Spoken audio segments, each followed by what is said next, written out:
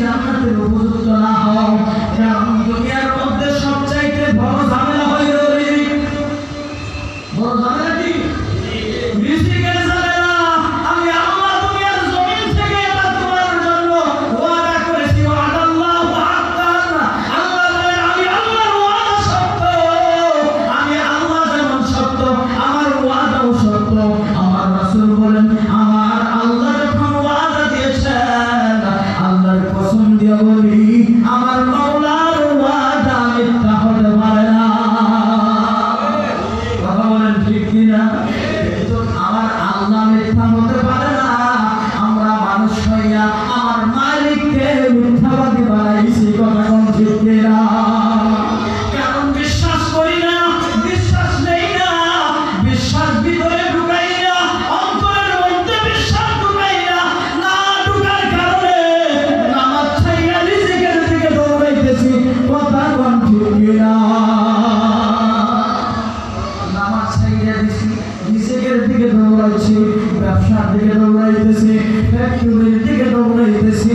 রিজিকের জন্য আমরা দোকানের দিকে দৌড়াইতেছি। কথা বলেন ঠিক কিনা? এই জন্য বন্ধুরা বলি দুনিয়ার মানুষ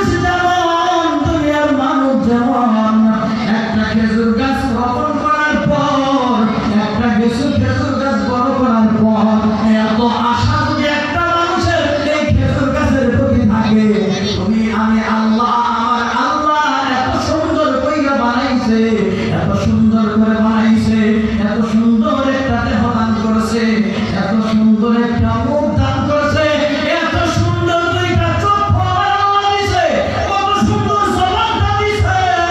যদি মাওলা ইচ্ছা করতো জবানটাকে টানা লাগায়া দিতে পারতো। কথা কোন ঠিক কিনা? যদি মাওলা ইচ্ছা করতো চোখটারে অন্ধ বানায়া দিতে পারতো। কথা বলেন ঠিক কিনা? ও বন্ধু শুধু তাই না, শ্রবণ শক্তি শোনার জন্য আমার আল্লাহ দুইটা কান দান করছে।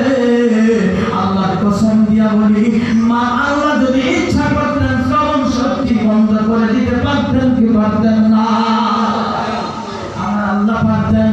কিন্তু সব কিছু ঠিক আছে, সব কিছু ঠিক আছে, ঠিক থাকার পরেও আমার আল্লাহ ডাক দিয়া বলেন বান্দা আমি আল্লাহ করে দুইটা চোখ দিছি, এমনি দেই নাই, এমনি দেই নাই।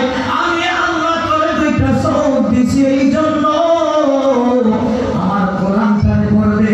আমার কোরআনটা যখন পড়বা, আমার কোরআনটা যখন তেলাওয়াত করবা, আমার কোরআনটা যখন তুমি তেলাওয়াত করবা, তখন মনে করবা আমি মালিকের সাথে তোমার কথা